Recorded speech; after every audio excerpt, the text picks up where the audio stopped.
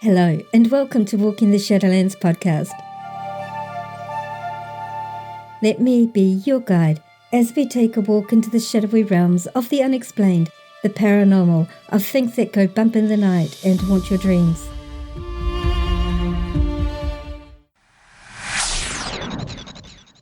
Your hosts? I'm Marianne, and I would like to welcome you to our podcast. Thank you so much for joining us tonight, today, whatever time it is, wherever you are living in this beautiful world of ours. So sit back, relax, and let me be your guide as we walk into the Shadowlands together and discover what awaits us there.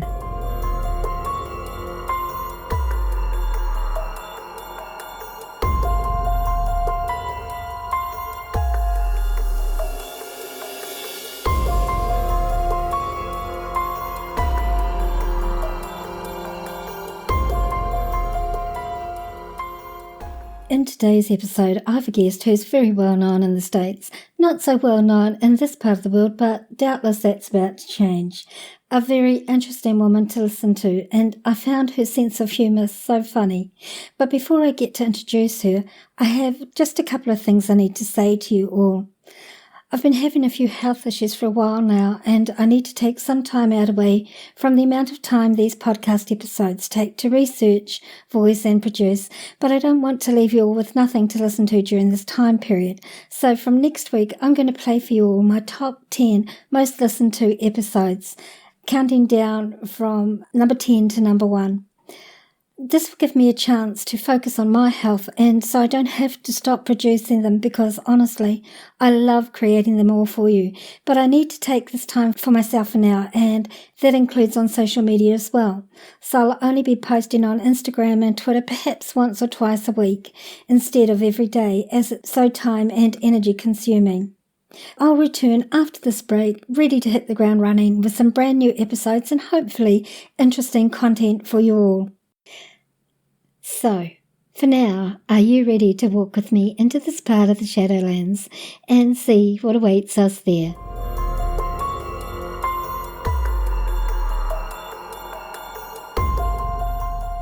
Let me tell you a wee bit about my guest, Kadrolsha Ona Carole, otherwise known as KO, and as the Queen of the Paranormal. I've had to cut her resume down a bit as it's incredibly impressive and very long, so you can see a link to her full resume from the podcast website www.walkingtheshadowlands.com and this episode's page. KO travels the globe giving lectures, making appearances, doing reading and healings, and sharing her vast paranormal knowledge. She's made comic book history by becoming the first person to be a comic book superhero, doing what she does in real life between the pages of a comic book. Comic historian Brian Morris plus comic book publication owner Charles Missant of Silver Phoenix Entertainment confirm KO is the first in comic book history to be a comic book superhero doing what she does in real life. Her historic comic book status debut was in Haunted Tales of Bachelor's Grove. Given this fact, she has brought the paranormal industry mainstream with her accomplishment. She is the real deal of comic book superheroes. Stories carried in the Huffington Post, New Hampshire Magazine, Telegraph, New Hampshire Chronicle television show, and more, along with many news media outlets. Her new comic book is Kadrolsha Ona, Queen of the Paranormal in The Healing. KO is part of Warner Brothers motion picture history with her contribution to the 40th anniversary of The Exorcist DVD on Blu-ray. She travels the globe representing the paranormal industry. KO hosts Paranormal 13 News and P13N Radio on the Galaxy Global TV network, Roku, plus many more, and in 195 countries, 50 states, Comcast, Big South, and in airport television services worldwide. Since P13N's debut, it's won an award for being the fastest growing paranormal news formatted program since its debut, says Galaxy Global Television's network. Paranormal 13 News is the first paranormal program to be seen on airport television. KO is currently collaborating on a children's book with the legendary Bill Diamond of Jim Henson and the Muppets. She played a pivotal cameo role in the Toxic Tutu movie, a movie continuation of the world-acclaimed occult horror classic Toxic Avenger. She starred in the silent film Silent Times, in which she won an award for her role of Madame Leonora and was featured in Broadway World magazine. She starred as Cece Carroll in over 85 Cece the Huntress paranormal adventure episodes for broadcast and cablecast, WNDs and New England cable television. She's the author of Ghosts and Legends of the Merrimack Valley for History Press's Haunted America series and Ghosts of the New Hampshire Seacoast. Queen of the Paranormal, KO is a pop culture icon, an actress, author, radio, TV personality, part of the Exorcist legacy, humanitarian and 10 times Paranormal Awards winner. She's made her mark with her vast expertise hunting with crew members of popular TV shows such as Ghost Hunters and Ghost Hunters International, to name a few. She's considered one of the best in the paranormal field with decades of experience. She's the only paranormal celebrity of modern times to be inducted in the Paranormal Hall of Fame organization. Currently, she's the paranormal expert of the greatest ghost show on earth, toppling 65 million combo monthly audience with Jimmy Starr and Ron Russell from The Jimmy Starr Show and Alan Shapiro of The Huffington Post, president of the New England Hall of Fame and representative in New Hampshire for the International Blues Society Hall of Fame. This is my guest, Kadrolsha Ona Carole, Queen of the Paranormal.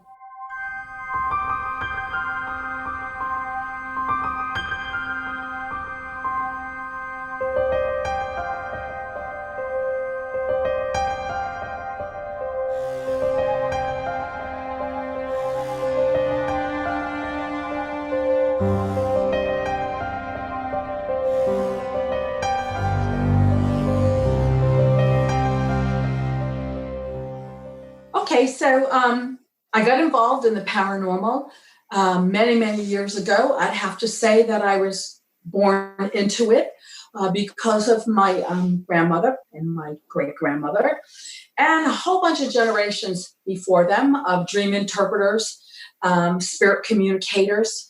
I honestly grew up in a Polish bilingual household of thinking that everybody had this ability until we moved away to another state, another community. And I realized very quickly that people didn't have that ability to be able to interpret dreams or forecast something that may be happening. And it kind of,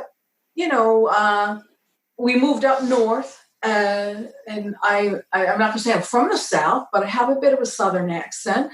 And that's because my dad was in the Army. And I was like an Army brat, traveled all around. And anyways, I got involved in the paranormal at a very, very young age. I would have to say I was born into it. I came from a Polish bilingual household and did a lot of growing up in the South. I was an Army brat. And come up north, I realized that in high school that no one had this ability. I thought we were all like this. And clearly I was wrong.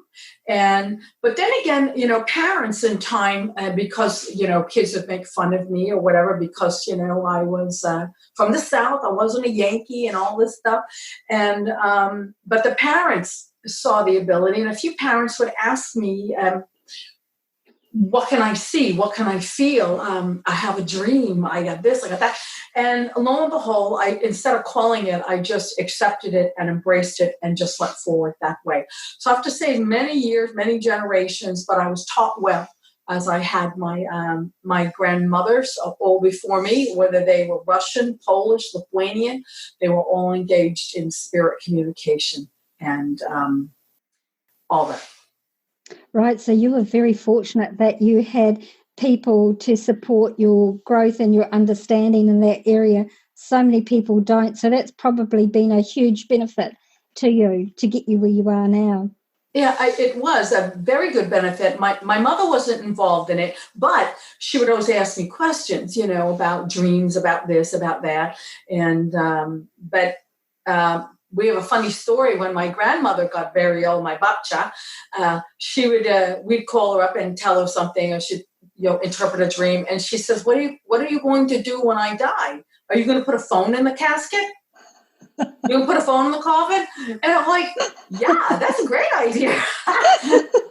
So that's, I think of that all the time when my daughter comes to me and she'll say, oh, Mom, what does this mean? Or whatever. And I would interpret it for her. And now I find myself saying the same thing. What are you going to do? Put a phone in my casket? I said, oh, my God, I sound like my grandmother. That's pretty funny. That is funny. Oh, that's funny. And that's so normal, isn't it? That we find ourselves repeating what we've been told when we were kids. Yes, because it works. I mean, death is inevitable. So, and we don't want to be like terribly humorous about it, but it was pretty damn funny, So when I do go to her grave, I'm going, hello, can you hear me? And so we kind of like have this joke at the graveside, when I go to visit over there. Anyway, that's all there is about that. But that's really funny. And it's really nice that you had that relationship with your grandmother like that, because it's something that's really valuable.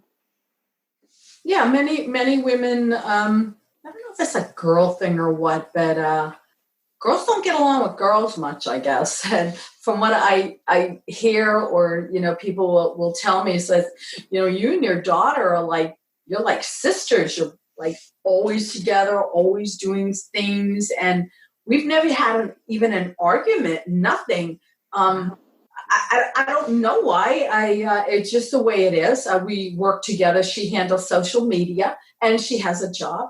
And, but now I'm just, I guess maybe I'm easy to get along with, but I do hear the horror stories, and I pray for the people who can't see their grandkids or can't see this, or that daughter moved away and won't talk to her. And I'm like, I've never had to experience that with my children. And I just pray I never do, and pray for the ones that, have had situations that they get resolved.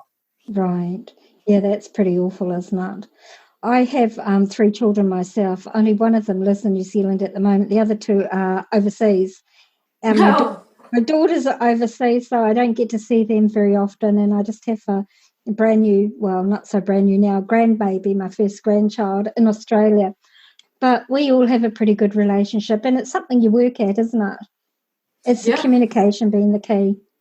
I think so. And we have this thing, the WhatsApp, because she's got a different phone than me, so we can't do FaceTime. But anyways, she only lives a town away. She's like 10 minutes away. And we talk and talk. But she does have an ability, like I did, and growing up, but she does not want to embrace it. She'd rather ask Mommy about it. And like that. So, but we do work as a family when it comes to the products we sell here at queenoftheparanormal.com, the books we write, the things we do, the costume we wear, the whole comic book thing, and the different shows and the movies and everything we do. We take the product, the Queen of the Paranormal, and we have meetings all the time. Wow, and when we go to a Comicon, we say, okay, what is the product? And that's how it's like Mom's the product, but it really is a product to go forward as its trademark and to sell and continue to grow. So that's a good training instead of, Mom's the Queen of the Paranormal with an eagle like up here. I don't have that. We have reinforcement and a structured business right from home, whether it's my husband, my kids, like that. We always run things by each other. So we all are on the same page. Oh, that's really awesome. And it's good training for them as well. And, it's too many people who have abilities and skills don't necessarily use them in the best way that they can. And and you're obviously doing everything that, because you are a business. Right, we are a business, and that's how we're structured, and that's fun. Right. But I mean, I am a real person. Yeah, absolutely. And I really do these things. That's why they say the real deal. Yeah. And I'm very approachable, and people can talk to me. I like to share the paranormal, all aspects, whether it's UFOs, cryptozoology, folklore, myths, all of that in a different manner. comic books, we all have the same message. Mm-hmm. It's positivity. It's healing, whether it's through music, through the different things I do with music, promoting children's books with the people from, Jim Henson's world with the Muppets. Right. I'm doing 2 books, and they're hard-hitting subjects, but they're done in a palatable manner that children can understand and take away a positive message, even though it's about bullying, even though it's about abuse and hard topics like that. These are for, kindergartners up to probably 4th grade. Right. And everything we do, we put healing and positive message into it. And that's what we do in the movies. That's what we do with everything for the Queen of the Paranormal. Instead of just running around like a haunted house or haunted whatever, and, did you hear that? Did you hear that? No, I did not hear that. Right. We're trying to, lecture the paranormal on a different level, make it more mainstream and more acceptable when it comes to healing, praying, and positive energy. And positivity always saves the day, not some ghost that you've got to dress up in a militia outfit and all the stuff to go chase a ghost. Yeah. What are you going to do, shoot it? That's stupid. They can go to the damn wall, I just think, I love the television shows. They're all hokey. And I'm not going to say they're fake. They were based on a good theory and a good principle. But in order to sell and get your commercial and all this stuff like that, you got to do what the producers want. And you can't film it's just a reality of it. They're filming 5 to 8 days in the same clothes, making it look like one night. Right. I don't think that's real. Yeah. I think it's fun entertainment. Yeah. But as far as being absolutely real, no. And that's my take on it. I try to take the real aspect of it and take it to the people, to the general public, not some click on Facebook that happens to follow a particular, ghost hunting program. Right. Yeah, I'm absolutely with you about those shows. And I run a paranormal investigation group here in New Zealand. And I was approached by my team, and I were approached by a company that was doing a documentary series in New Zealand. Sure. And Excellent. They filmed us for one night. So I know how they work behind the scenes. And it really, like I had television experience before, but to see them do that, it just really, I always knew that the paranormal shows were, just entertainment pretty much. Yeah, but pretty much. See what they do is quite an eye-opener, actually. Yeah, and I don't know, I like to have a more real approach and a more general public approach than like these, I don't know who these groups are, these Facebook famous people that no one knows who they are. You walk down Main Street, nobody knows who they are, but in their little Facebook group, people know who they are. That's cool. They can all stay over there. But I'm more for the general public, and I do it on a global basis with the different things that I do. Right. Just a different concept, a different way of doing things, but still sharing the paranormal. And that's what's really important. That is what it's important. And obviously for you, your music background has been a big benefit to you in helping you feel comfortable out in the public. I would have to say, so I've been playing the guitar and singing since I was 12 years old. I got a guitar for my birthday, and I didn't know how to play it. And my mother shoved me into the folk mass at the Catholic Church, and they had rehearsals, and they taught me how to play it. Yeah. And from there, I would do the folk masses and then the little like youth coffee houses that we had. And one thing led to another. I met a gentleman who was a good sound man. And because of his ability, he was taken on the road with a band called Joe Cocker. We all know Joe. Right. And God bless him. He passed away. He was a great guy. And this gentleman that I dated, he went from being a roadie to a sound man. And I learned all the music. And one day I took the stage because one girl was sick. I didn't take the stage all the time. I sang with them a lot in the car too. But I was able to do that. So now I can say I did that. And same thing with the Rolling Stones. When you have the different concerts and things, the guy I was with again was in a position to do the sound, do this and that. And I got up on the stage and did backup for a couple of the songs. And so now I can say that. Bobby Vinton, same thing. I mean, I love him. Moja droga ja cię kocham, and sang with him there at the Chateau de Ville in Framingham, Massachusetts, many years ago. And the list goes on. I just did singing, was in my own bands and things. But I do believe that music has a healing aspect. I mean, for thousands of years, yes. Native Americans, just everybody in general used music to soothe. Parents would hum lullabies and, on and on. It has such a calming and beneficial effect. So that's why I like to incorporate music and fun things into what I do. For me, it's very important to do that. And I work with I'm not employed by them, but I have been privy to be able to work with them, called My Jam Music Television. And they're bigger than MTV. They're all over the world with Simul TV. And I've been able to help them, coordinate benefits and things when it comes to music because of my background. People don't realize that I try to use the musical aspect in every single thing I do, whether it's at Comicon, take the stage with the band that's playing. Sometimes I have like a karaoke box on my table and we all sing and dance by my appearing table because it brings good, healthy energy. And that's important. That's important to me, to be able to heal people when they come to see me. I don't do house calls anymore. That gets a little dangerous nowadays. And but I do invite people to come see me, and they will bring their children in wheelchairs. They will bring crippled animals. They will bring me everything and anything so I can heal them with energy. And it's a big responsibility. My heart breaks.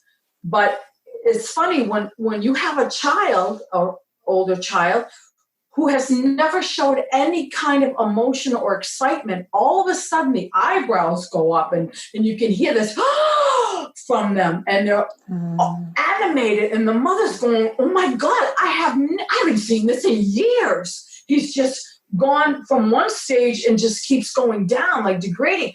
And it's sad, but sometimes you can take energy and breathe more life into them.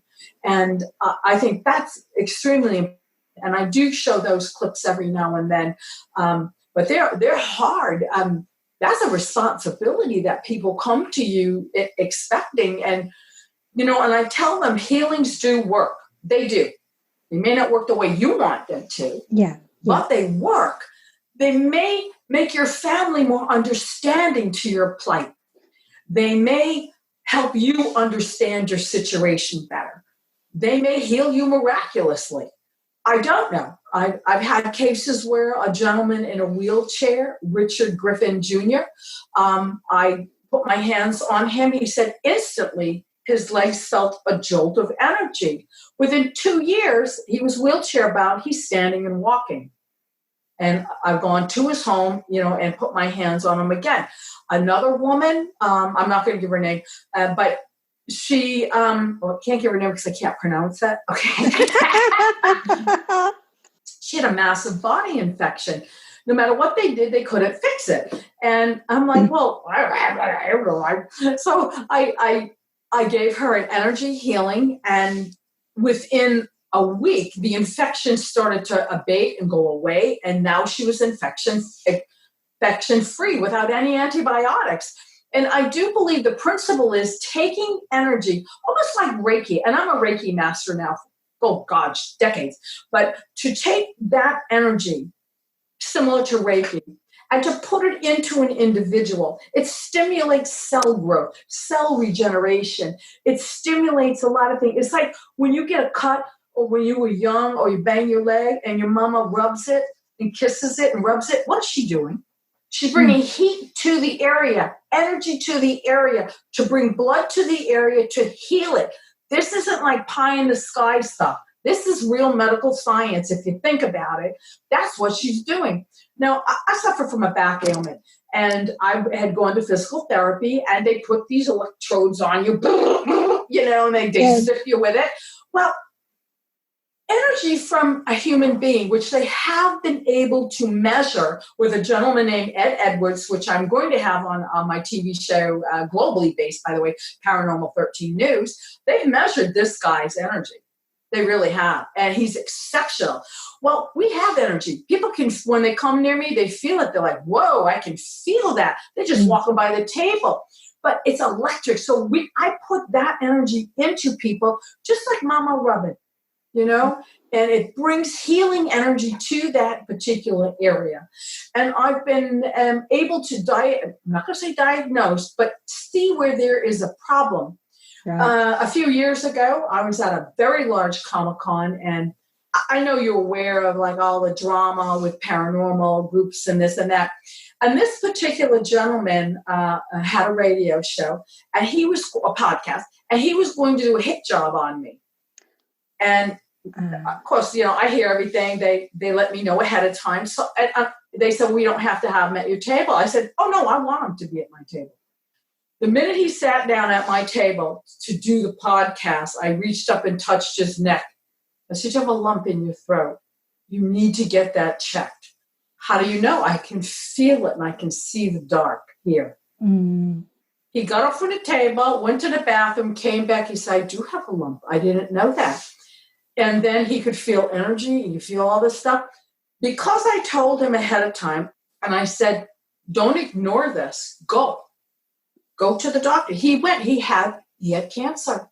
Wow. And they took it out, and now he's in remission. He said, had I waited, I would not have been able to have, it's not a cure, but remission. I wouldn't be able to have that. Hadn't you said something to me? So his so-called hit job turned into like a great advertisement for me,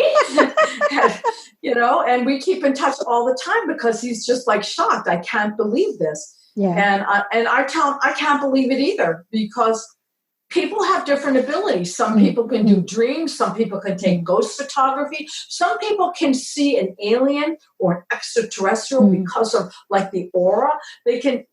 Everybody has a different thing. Correct. Everybody can play chopsticks on a piano. Can you be a concert pianist? Right. Two different things. So everybody has a different ability, and I think mine is with the healing and with the energy, and actually a lot of stuff again. So, I welcome people who don't believe. I welcome to talk to me, to come and see me at the events that I do, and let's sit down and talk about it. Because I'm not here to make you a believer. I just want to understand what's making you not a believer. Well, that's interesting perspective. That's a really interesting perspective. Yeah. Yeah, because there's always something, isn't there? Whether it's something that they've been told in their childhood or experiences that they've had that they fear, so they block it off.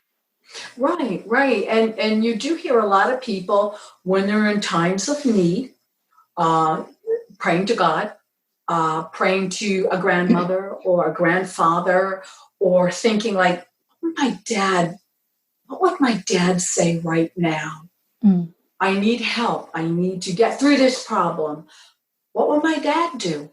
And then you'll hear him. And that's how I tell people, he's right there. He's guiding you. That guidance from your dad, that's his spirit. His spirit is alive and well. Listen to him and go forward with that. But then they still tell you, I don't believe in it. But they're praying, oh, help me, God. Oh, help me. So I just like to, again, converse with people, to ask them, what is it that makes you not believe? I'm not trying to talk you into anything, but why don't we talk about it? Right. That's what I do.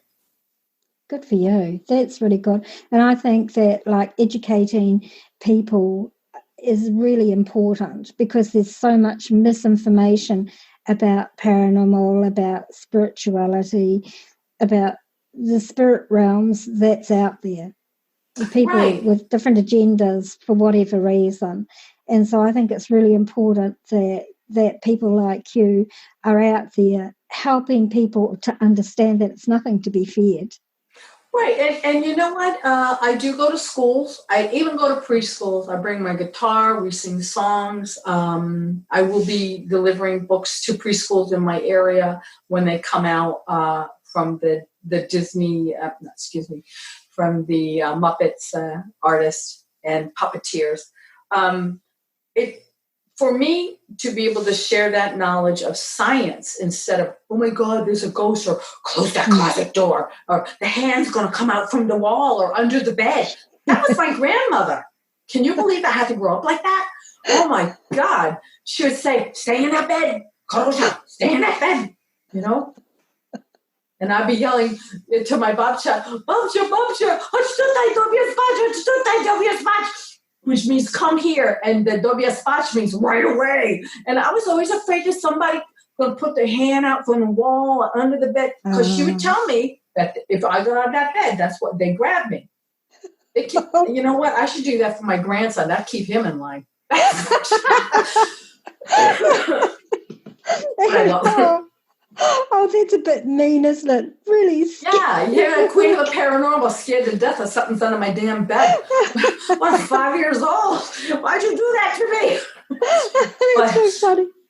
Oh, yeah, it's not funny. You know, that's how you grow up. So I try to tell the kids what we're doing is we're dealing in energy that remains. Everything has energy, and we have energy. And when our bodies go away, the energy that was there still is there. Right. So let's see if we can try to talk to it or communicate with it. It's nothing scary like that. Right. So that's how I go about teaching. And it's basic physics, isn't it? Energy never dies, it just simply changes form. Yeah, exactly. It's basic physics. Yeah. So, and at our most basic level, we're simply energy. Mm-hmm. Absolutely. Yeah, it's just fantastic. Kids are like sponges, their brains, you know, so if you can get them on the right track right away, that it's not something scary, and don't listen to your grandmother. Things are going to come out under the bed or the closet or the wall. I couldn't go near the wall either. I can't go to the wall of this day. I am an educated woman. I can sleep near the wall.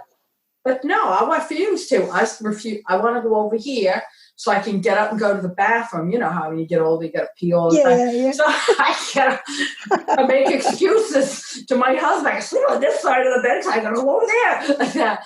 And as a man, he's like, well, why don't you sleep over near the wall? Because I'm going to protect you. Protect me from what? The hand? No. Oh, my God. It's crazy. Okay. I used to have that exact fear as well.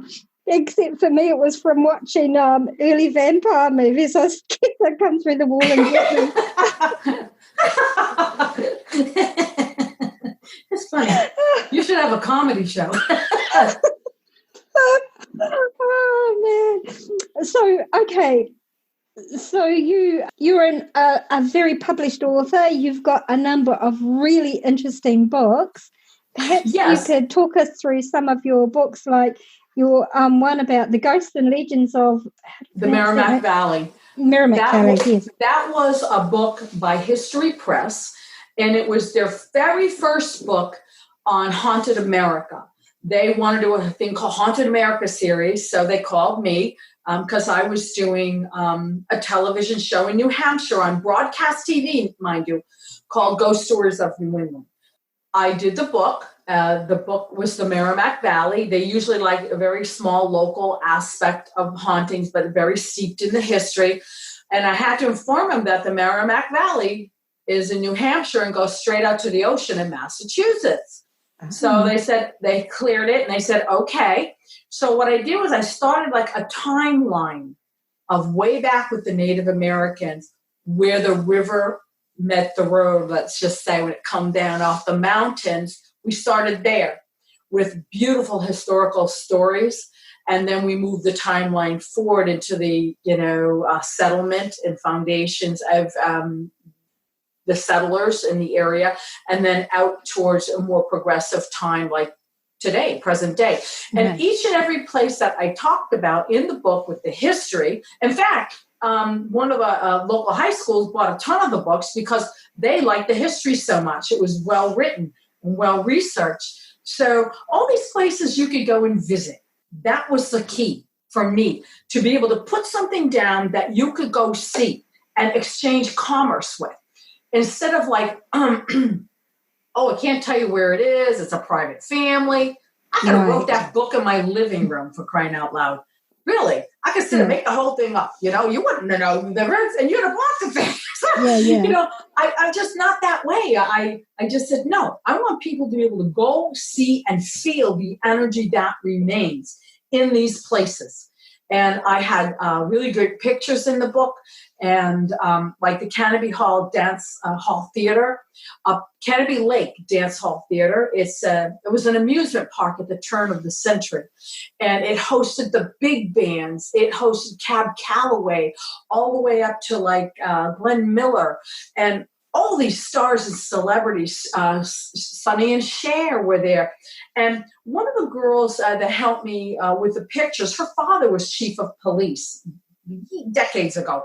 And she was a very young girl. And she went in there and took pictures of the famous people singing, rehearsing. And in her photographs, you had orbs, you had ectomist, you had things that were unexplainable and that you could not Photoshop. Right. They were done on a Polaroid or a black and white that they had made up, at a film store. And it was incredible. So I was able to use those and put them in the book and then tell you, stories about how it used to be it was a big baseball field back there. Now it's a parking lot. And, so you'll be able to go there. And that's Ghosts and Legends of the Merrimack Valley. You can get that at queenoftheparanormal.com. And the other book I wrote, which took quite a bit of time, was a Ghost, and I guess of the New Hampshire Seacoast. So Ghosts of the New Hampshire Seacoast. Again, places you can drive by, get out of a car, and experience these locations. And I wanted to be centered only up on the seacoast. I thought that was good because the New Hampshire seacoast is very small. So you can go from one end to the other all in, I think, 10 minutes just driving. So, wow. So you're able to really get a good benefit to go to these different places. And it was cool. It was really cool. And again, exchanging commerce, getting to know a location that's actually there and not made up in someone's head. And so that book's selling really well, again, on the website, queenoftheparanormal.com. And on that site, too, you find some cool things like white sage spray, black salt spray. And the reason I went to incorporate sprays, and I do sell the actual product. I think I discontinued that, was because black salt is a staining material. It stains. It's worse than like the Sharpie markers, for crying out loud. So if you can make something stainless and still use it and it's potent, that's great. So you don't have to, like put the black salt out, get it on your fingers, and you get a big mess. Same thing with the sage. It's great. It's great to do smudging. It sure is. But it's not great if you have asthma or you have children that have breathing problems or you have like shag carpeting that catches on fire or something. When I did a smudging out in the woods, I was in a field, and my son and I, we had a signal. If I went like this on my head, just put my hand up like whatever, he would take the camera and bring it up to the sky. That meant we have to stop right away. Something bad is happening. So we're out doing this shoot, and it may still be up on the web and on YouTube at CC the Huntress, because that was the name of the show at the time. I played CC Carole, which is easier than Kadrolsha Ona any day of the week. So we would go with that name for that show. And all of a sudden he sees me going like this, and I'm banging my head. And he puts it up, stops the camera. What's going on? I said, the ground's on fire. We had to put the fire out, and then we started up again because the smudging caught the ground on fire. This isn't a joke. That is why, that's the story that made me, I just said, enough's enough. We have to do a white sage spray. And this is not essential oils. This is real white sage that I use to create the sprays. And when people get it, it looks a little murky. But when you smell it, you're going, oh, that's real sage. That's real. That's not an oil, pretty smelling anything. That's the real stuff. So we do sell a heck of a lot of that. And when I do go out for investigations, which I still do because I just like it, I bring it out. I bring it with me, whether it's a black salt spray, to get rid of negative energy, or it's a white sage spray to cleanse a home, or I also use it to calm the area down. So we have an even flow of energy from the past and the future, not the future, but, at present day, it crosses. It's just like when psychics do a reading, they try to get themselves in a state that crosses both realms, living and dead. You can do that yourself in the middle of the night when you get up to go to the bathroom.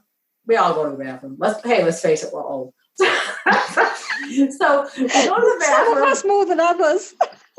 Sorry. So we go to the bathroom. Just make sure you go to the bathroom. But then you sit back down on the bed and you're right at that in-between stage, calm, quiet. You start to write things down. This is what I tell people. Anything you could possibly think of. Color orange. I want a pickle. What am I having for dinner tomorrow night? I didn't like that movie I just watched before I went to bed. Write things down that pop into your head at that particular time. And then what you do is go through your day. And then when you get home after work or whatever your day consists of, look at what you wrote. You might find a direct correlation to something you were forecasting in the future, even though it was only a few hours ahead. But you need to get yourself in that state of life and death, crossing back and forth. And that's the time of day to do it when everything's relaxed and your mind is clear and you just go into the bathroom. So everything's good, And so that's what I tell people to do. And they have found it to be extremely beneficial in helping them with their having a psychic ability. Right. Doesn't mean you're going to be that concert pianist, but you may be able to start to work with it and train yourself with it that way. And so you can amplify what ability you have. I run a Facebook group that I started about 1.5 years ago. And I always tell my members, everybody has abilities. Even if you don't think you do, everybody does. But I use the analogy of athletes. It's like some people, can run marathons, and some of us can barely, run 2 feet without being short of breath. It's the same with these abilities. Everybody has them, but we have them to different strengths. And you can always hone the abilities that you have. It won't give you more, but you can strengthen what you have. Yeah. Right. And all these abilities you're born with. And I tell people, you can feel energy that doesn't match your energy instantly. Oh, no, I'm friendly. I like everybody. I have no problem with people. And then I say, well, have you ever walked down the street and found yourself crossing the road for no reason because someone was coming? Or you walk way out and around, or you go into a store door? For what reason did you do that? Well, because that energy just wasn't good for you. Doesn't mean it wasn't good for somebody else. It just means that's what you were born with, to protect yourself. And people still have it to this day, and they don't use it. Doesn't mean you go around, with a cross up with your fingers or anything. It just means that energy's not good for you. It's just saying, hey, I don't feel comfortable with it, so I'm going to naturally go around it. And people, they'll say, you know what, you're right. I don't know why I crossed the street. Now I do. And I said, it doesn't mean you have to actually walk by people you don't like, but at least you know why you're not. We got that going for you now. So that is, a way to start a conversation that, you do have an ability. You were born with it. And also I tell people, you leave the house, you're in a rush, and something's telling you to go on a different road. Take that different road, because there may be an accident down this road or whatever. And then you go to get in work and you find out, oh my God, there was a tree down over there and I would have been so late. But inherently you knew, because you're born with these abilities. It's how you foster them and grow them that matter. Right, right. And there's been documented cases like, I can't remember the specifics, I wish I could, of like where a plane crashed. And before that plane crashed, a huge number of people cancelled their bookings on that flight. Isn't that amazing? They Yeah, just yeah. inherently knew. I know when 9/11 happened, I woke up in the morning with a headache. Mm. As the time got nearer, the headache got far worse. Then an ambulance showed up at the house and took me to the hospital. Wow. They didn't know what was going. I've never had a headache like that in my life. And after the second plane hit and the building came down, the headache started to subside. But I've talked to many other people. They've said similar things, that they got violently ill. I couldn't pinpoint it to anything only because my head hurt so bad I couldn't think. Right. And so, it is amazing. Like you said, you have that ability with that example you just gave about canceling tickets. Yeah. Yeah. And then there was another case in Wales where all these school children were killed when a pile of slag came down on the school. It was all over the news, and I can't remember the town in Wales, and I couldn't pronounce it even if I could remember it. But I do remember that incident, yes. Yeah, but many children had dreams about it before it happened. Many parents had dreams about it, and some of them kept their children home because of the feeling that they had. Right. So people You're born with that intuition to keep you out of danger. And some people should follow it. The ones that didn't, unfortunately, God pray for them. You have to pray for them, because a lot of people, they train themselves nowadays to, I don't believe in that stuff. Right. I ain't gonna do that,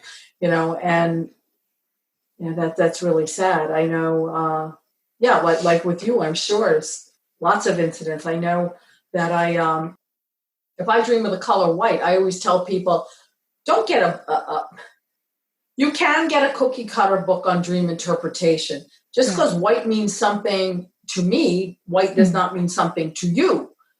So there's no standard for it. But for me, white always means within 3 days. I've never, ever, knocking on wood in my head, been wrong.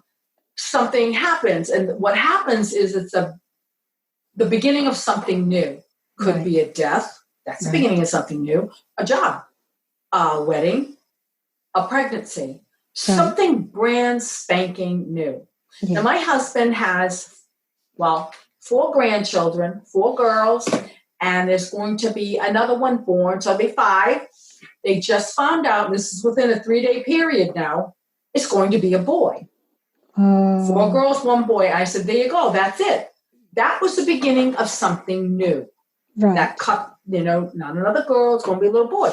So, because white means that to me, white may mean something else to you. If I dream of orange and red, to me, someone's mad at me. Right. I'm going to hear from it, blah, blah, blah. So I did something wrong. And so, those are the things. And so when people consult on me for like a dream interpretation, they tell me to dream, and then I interpret it for them. And again, knock on wood, they've all liked the responses because they always end up with a positive, like I said, with everything we do, we try to take that positivity saves the day at the end. Positive example. Right. And like I used to do consultations for people because I'm a medium. Right. But I always tell members in my group, if you go and see somebody for a reading, for a consultation, or whatever you want to call them, even if spirit tells you off, even if they tell you off, you should always come away feeling positive and uplifted and comfortable with what you've been given. I think so. It should never be insultive. It should never be hurtful, harmful. Yeah. Like, oh, you're going to die. I know you are. Well, no shit, Sherlock. I mean, really, we're all going to die. So, okay, we already know that one. When is it? In 5 minutes, 10 minutes? Let me know. I don't think that's fair. And I never tell anybody that, even though I can see it. I just direct them to follow their medical regimen and do everything you're supposed to do, or get help like that. When I see someone who is clearly having a psychotic episode, and I think it's because it's the business you and I are in. We bring out people that want to be validated for what they're hearing, or seeing. That is no one else can see or hear. So they come to you, and clearly some are in there, they need help. And so as any human being they should point them in the direction of help, and not just, give them a straight reading. What you do is you start out, validate them. Yes. The other thing is, let's eliminate. We have to start at a point. We're going to eliminate the health issue, and then we're going to move into the paranormal issue. Exactly. Have you gone to a doctor? Do you take medication? And if you do, then maybe you need to get a recheck and get blood balances and everything like that, so we can rule out all physical. And then we can concentrate on the paranormal. Until you get that done, then you can come back, and then we'll finish this. And sometimes I might, finish on a positive note.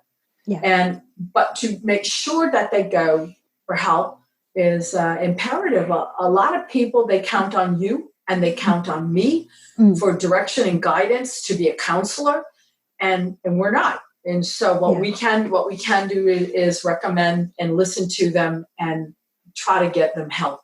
Yeah, absolutely. And I always say to my group members, you have to rule out the physical first before you even look at spiritual, even with sounds in your houses or things like that. You need to rule out the physical first, and don't automatically assume that it's a spiritual thing, because that's a huge mistake. Oh, absolutely. Yeah, you have to take everybody as a clean slate and not lump them into a particular category. And that's not your business to have a predetermined outcome. Like the minute you see them, oh gosh, no, he didn't brush his hair. No. No, you can't sit down, you smell. No.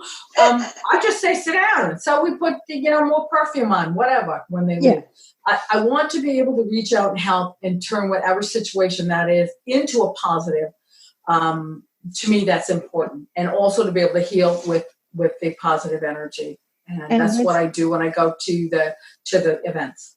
That's really awesome. So obviously you're very well known in the States, but where I live in New Zealand, not so well known. Well, I'm sure there are people who know you, but you're not a household name in New Zealand. Oh my goodness, no. And the thing is, I was doing the CC the Huntress up until about 5 years ago. So it's only been very recent that I took the jump into a little more creative, like national and international. And international, that only started like within a year and a half ago.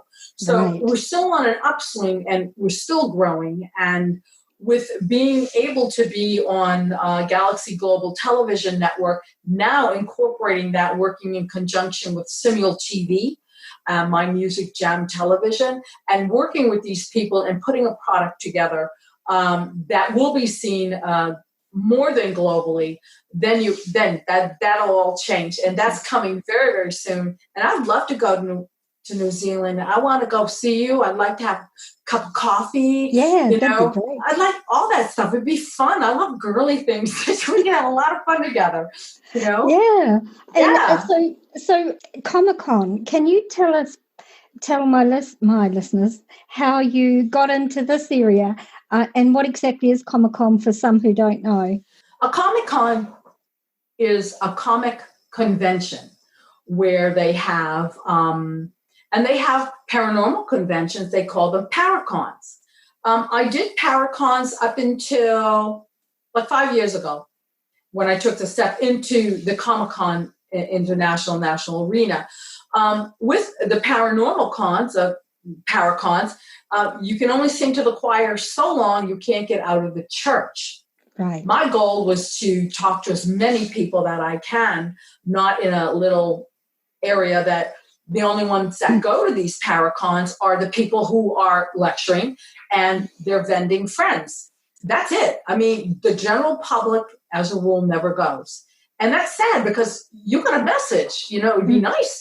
There's a lot of people with a lot of good message. I don't know why they're stuck in a Paragon, but that's not my problem. That's theirs. So I decided to do, I was asked by a gentleman, Gary Sommers, if I would consider doing a Comicon and taking the role of Queen of the Paranormal. I said, well, I've been called Queen of the Paranormal since 2007 when I did a radio show.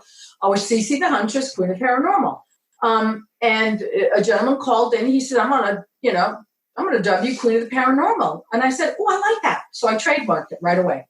Good for you. So I said, well, I already got the trademark on that. So he wanted to have a Transylvanian name. So I'm like, what? What about my name? He said, I thought it was Cece. I said, what do you think Cece stands for?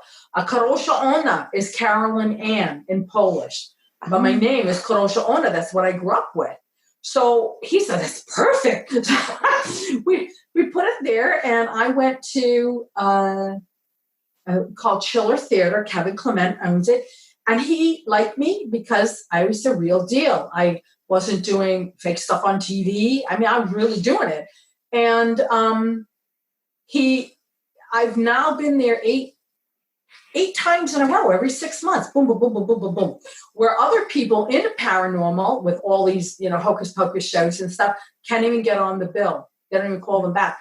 You have to be real to be there, and you have to be able to pull your weight, sell those tickets, and then you get to come back.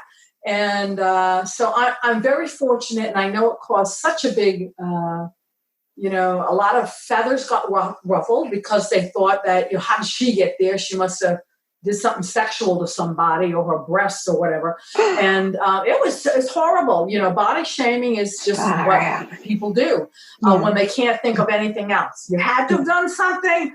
No, I did not. I actually, this gentleman offered to help me. So in return, I help other people.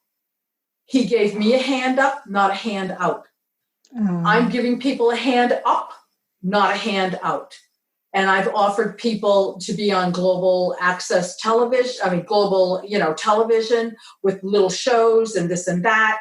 And you'd be amazed at the people that just look at it and go, no. And then they go on like a local cable access show in one town when you could be all over the place. And I don't think they understand the concept that the world is changing, technology is changing, and global is here to stay. Definitely. And you'll be able to see that, pretty soon when we release, season 3 and all these other things. And I know that as far as airport television, I was the first program on airport television. I've been on airport television a year and a half now. Wow. And that's incredible. Nobody else is. Awesome. Yeah. And I think a lot of it has to do with ruffling feathers is because I'm a girl. If I was not a girl, it would be different. I'm a girl when I do the comic books. So getting back to the original question about the Comicons is, they have TV stars of yesteryear and present day, and they have comic heroes and people dressed up like comic heroes. And then they have me. I am a real comic hero. I'm the first one, indisputably so, to be a superhero doing what I do in real life between the pages of a comic book. That's a historic value, not just for comic book industry, but for women. Because it's usually a guy that drew somebody that's a fake character. I'm 100% real doing this. And the first people to ever be themselves were Roy Rogers and Dale Evans. And they had a TV show in 1934 in the United States. It was a cowboy show. They took that and put it into comic book form, but they weren't a superhero. I took that one. So I feel to get the word out and to work with Comicon is very hard being a woman because they just want to, shut her up, put her over there.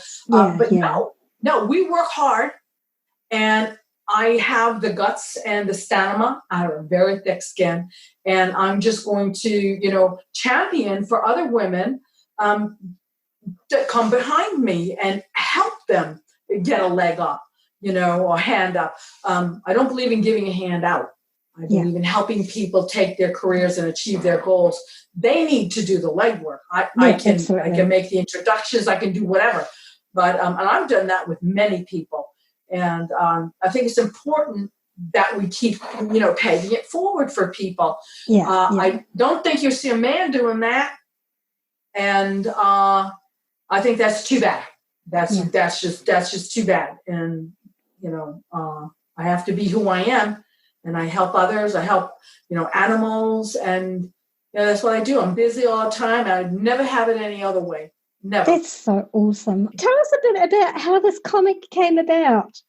Well, I was at a Comicon, it's called Old Comicon, and it was out in Omaha, Nebraska, and in Oaks Bluff, Iowa. That is, you cross the river there, and you're in Iowa, but they're all considered the same area. So I was there with a bunch of stars, and a gentleman walked up to me, his name is Charles Moisat, and he is one of the owners of Silver Phoenix Entertainment or comic publishers. And he said, I'd like to do a comic book with you. I said, oh, that, who wouldn't want that? Ooh. I'm going to do that. So, sure. I said, but one thing, it has to be real to what I do. I don't mind it embellished, Liz, comic book, but we really have to stick to the focus of real. Right. Me doing this. And when I did that, and then a comic historian who was the author of Brian K. Morris from Rising Tide Publications, he's authored all of the things we've done and projects. He called me up. He says, you're not going to believe this, but I've been doing research, and I can clearly say you're the first person in comic book history to do what she does in real life as a superhero between the pages of a comic book. And and I was like, oh my God. So I did research. I had other people do research, and it's true. I even put it out on Facebook. Find someone. Nobody can find anybody. It's me. I used to be a cop, and it's not that I go looking for superhero things, but I kicked a door down, got a dog out of a burning building. I rescued kids from the road. You name it. I've been shot at. I've been stabbed. Wow. And I kicked a gun out of a would-be school shooter's hand who was trying to shoot me. And it's not that I don't have a fear. I was scared to death. But I have a reactionary thing where I react. Right. Some people don't react. They stand frozen. That doesn't mean they're bad people. It just means that's the way your body is. That's what's happening. Yeah. It doesn't mean anything. Yeah. But so because of those things, that so-called superhero thing was cloned. So that's me. That's awesome. I'm really here. I'm here. I mean, I'm flesh and blood, and the other ones are made up characters. And I feel as a woman, I have to work harder. And as a woman, I will champion this cause. For other women to be able to come up behind me and not have it as difficult I do being recognized for the historic comic status. Yeah, that's awesome. And any listener can get a copy of the comics from your website, correct? Right, queenoftheparanormal.com. We have the original comic book.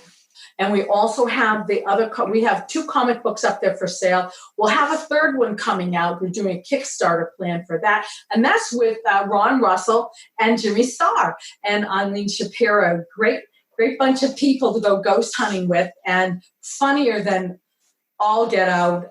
We wrote the comic book based on, Brian Morris wrote the comic book based on a trip we took out to Kings Park Asylum. And another side note is I've been able to go into many locations that they forbid even television shows to go into, because I keep the historic perspective of the building, and I don't run around, oh my God, right. Yeah, that's it. What you get, we film it, and what you see is what's happening, when it's happening. And you can hear voices, you can hear all this crazy stuff. It's called a real ghost hunt. But what is so cool about it is Ron Russell is hysterical. He's a funny man. And he just had us all laughing until we scared him, and then he's screaming like a baby. And so we filmed it, and it went viral. It did. So then we got the idea, let's do the comic book, Celebrity Ghost Hunters. And so it was all based on that film that went viral. And we did another ghost hunt, and we kind of combined everything together to come up with a nice story for the comic book. So that'll be coming out very, very soon. And then I'm working on another comic book with a different kind of application. I got some ideas. I have some ideas. Maybe not so much like with an artist's drawing, but being in front of a green screen and turning me into the character.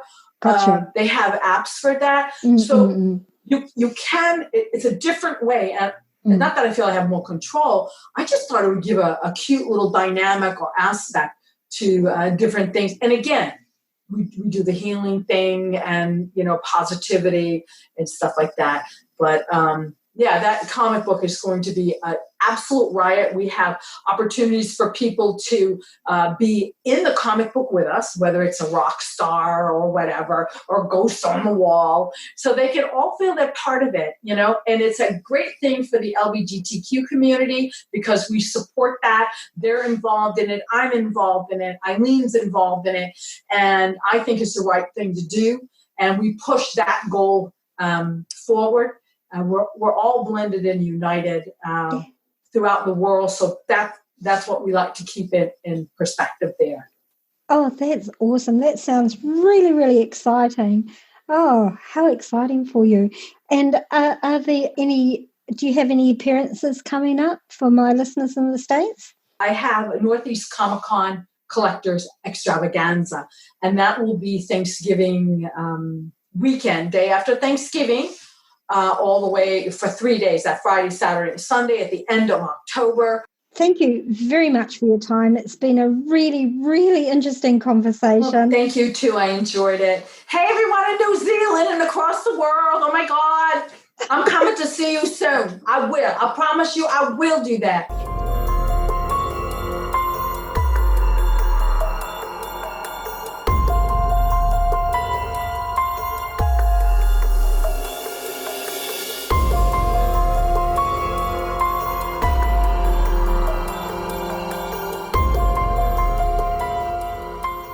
Our musical score today is called Dark Walk by Kevin MacLeod, licensed under Creative Commons. For more information, check out this episode's page on the podcast website at www.walkintheshadowlands.com. If you have any suggestions for topics you might like me to cover in upcoming episodes when I return, then please don't hesitate to contact me. Or if any of you have any questions or any comments that you'd like to make or experiences that you might like to share with myself and my audience, then just email me at shadowlands@yahoo.com. If you enjoyed this episode, then please leave a positive rating and don't be shy to leave a written review on Apple Podcasts or on your chosen podcasting platform. Who knows, you may hear your review read out at the end of one of these podcasts. And of course, so you don't miss out on any episode, make sure you subscribe on your favorite podcasting platform. This podcast is available on all free podcasting platforms and available from iHeartRadio as well. If you don't have a smartphone, then you can listen to the episodes on the podcast website. For those hearing impaired, there's a full written transcript of each episode on the website, so you don't miss out at all. Tell your friends, tell your family, tell your workmates about our show. Encourage them to listen and to subscribe also. The more, the merrier. Check out our Facebook page, Walking the Shadowlands, our Instagram feed of the same name, and our Twitter feed at Shadowlands10. Like and follow for hints on our upcoming episodes, or join our Facebook group, also called Walking the Shadowlands.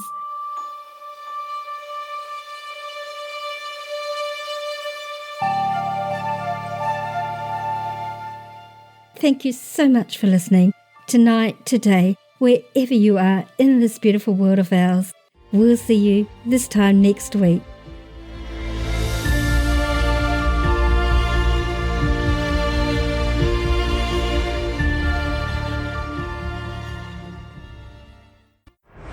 Thanks for listening.